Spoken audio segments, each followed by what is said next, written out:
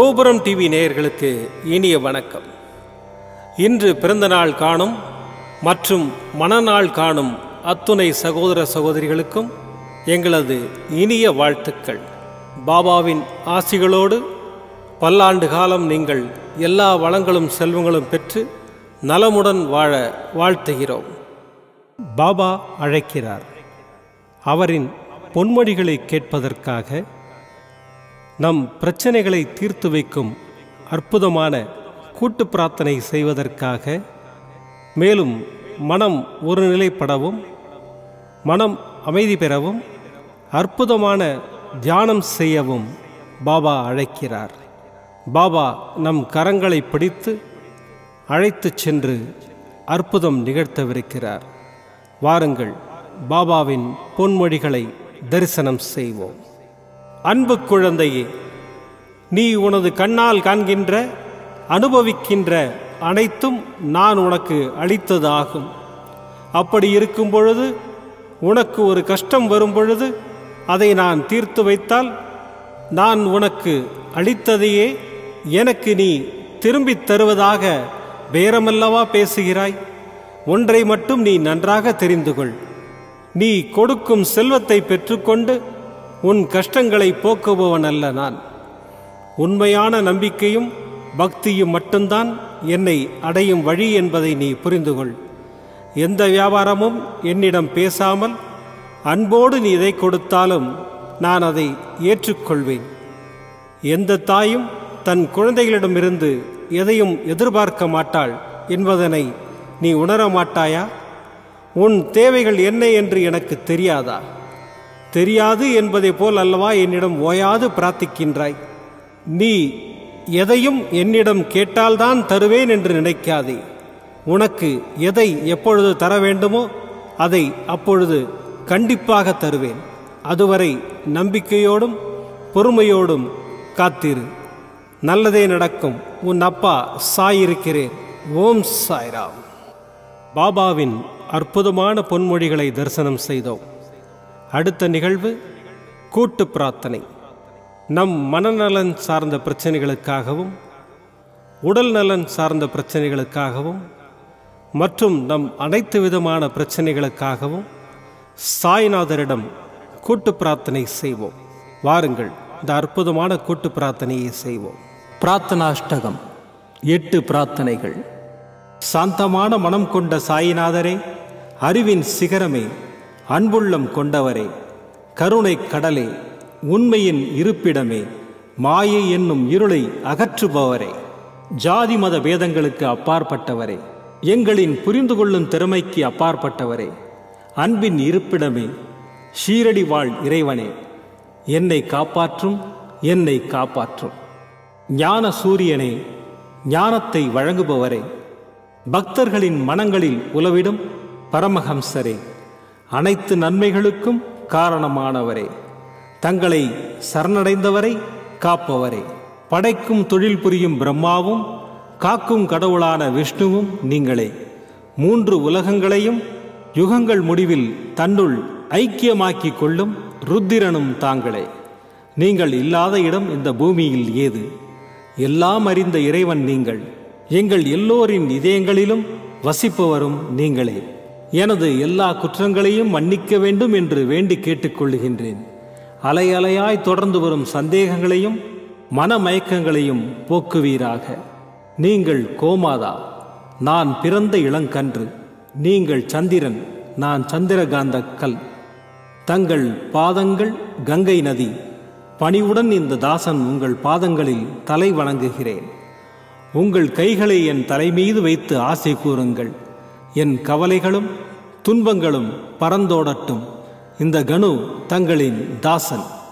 இந்த 8 துதிகளையும் கூறி நான் உங்களை சாஷ்டாங்கமாக நமஸ்கரிக்கின்றேன்.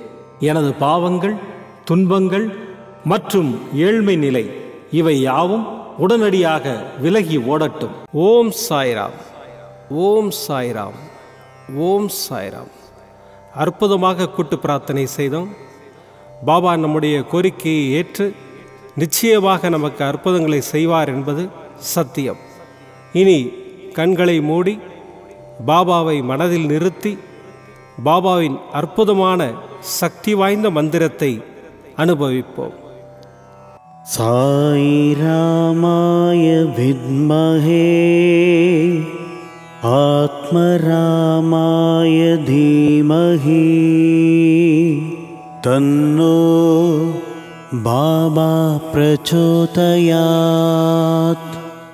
சாய் ராமாய வித்மஹே ஆத்மராமாய தீமஹி தன்னோ பாபா பிரச்சோதயாத். சாய் ராமாய வித்மஹே ஆத்மராமாய தீமஹி தன்னோ பாபா பிரச்சோதயாத். சாய் ராமாய வித்மஹே ஆத்மராமாய தீமஹி தன்னோ பாபா பிரச்சோதயாத். சாய் ராமாய வித்மஹே ஆத்மராமாய தீமஹி தன்னோ பாபா பிரச்சோதயாத். சாய் ராமாய வித்மஹே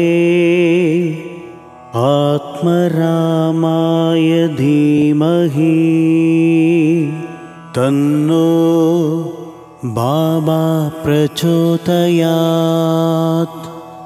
சாய் ராமாய வித்மஹே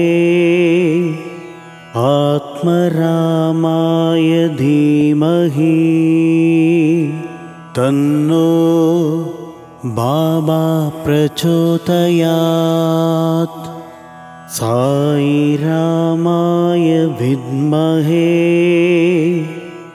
ஆத்மராமாய தீமஹி தன்னோ பாபா பிரச்சோதயாத்.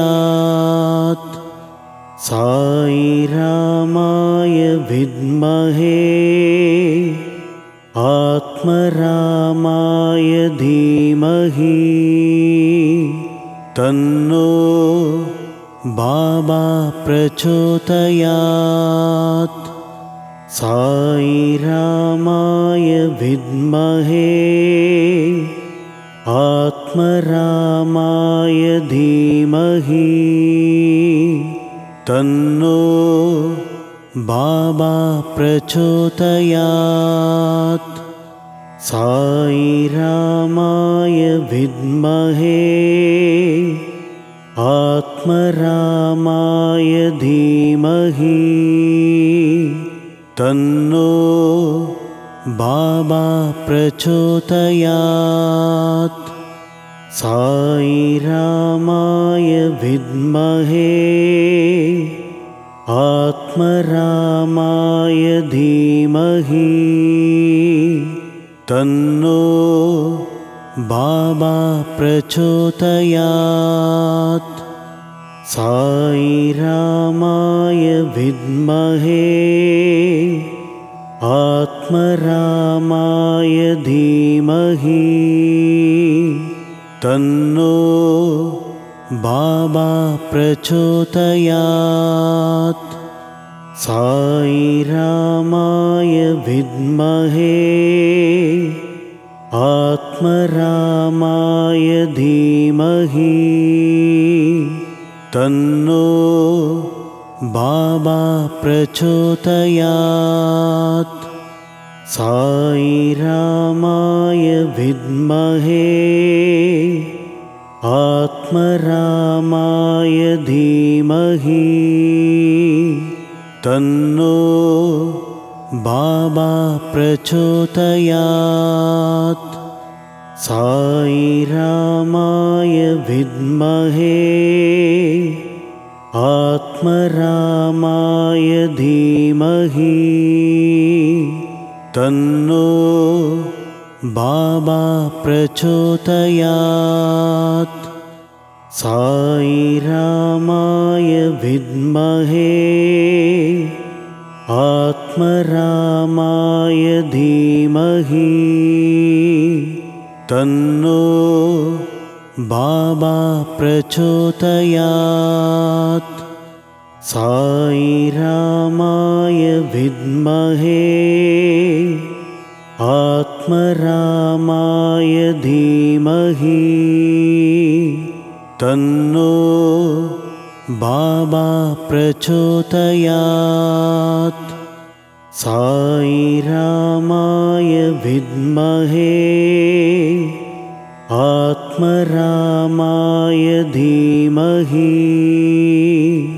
तन्नो बाबा प्रचोदयात्। साई रामाय विद्महे आत्मरामाय धीमहि तन्नो बाबा प्रचोदयात्। साई रामाय विद्महे आत्मरामाय धीमहि तन्नो बाबा प्रचोदयात्।